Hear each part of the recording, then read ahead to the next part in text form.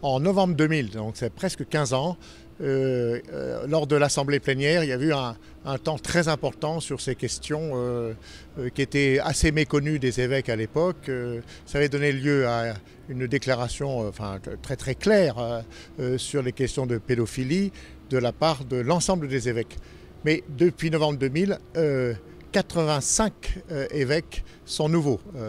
Moi en particulier, mais à l'époque j'étais porte-parole et j'avais travaillé sur ces questions-là. Donc 85 évêques n'étaient pas vraiment au fait de ces questions de la même manière que leurs aînés.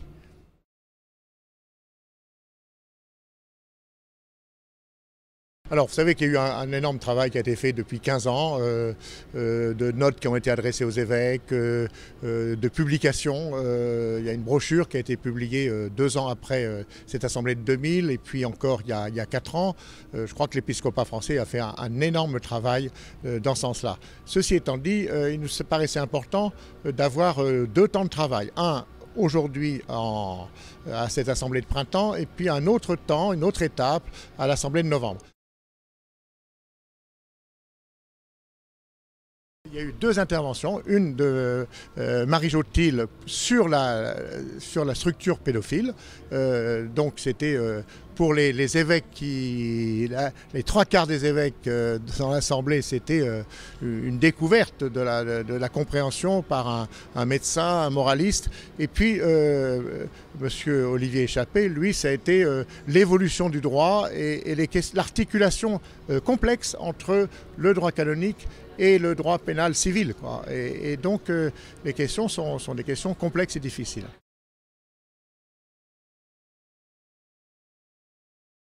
Les questions de discernement ne sont pas faciles. Vous savez, on peut recevoir des rumeurs, des lettres anonymes.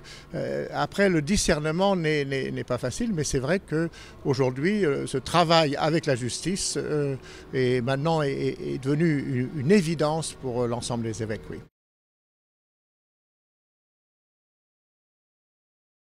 Il y a plusieurs questions qui se posent, qu'il faudra qu'on retravaille à l'Assemblée plénière de novembre, parce que là c'était plutôt une espèce de mise à niveau, si vous permettez l'expression, d'informations et des questions qui sont posées.